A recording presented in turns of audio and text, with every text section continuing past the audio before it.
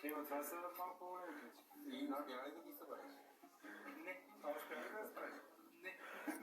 Ужас. Добре, айде, шегата на страна, дайте да почваме чуно работа. Айде.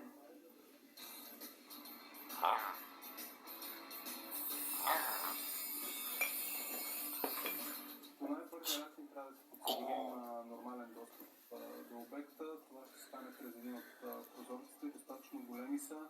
Може да стоварим инструменти, материали точно до него.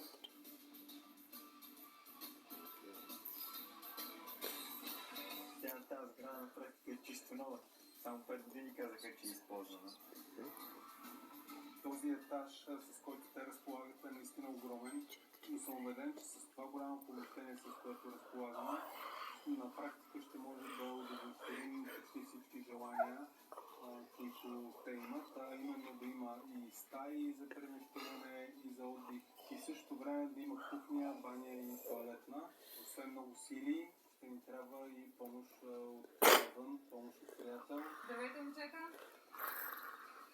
Айде, доброволците.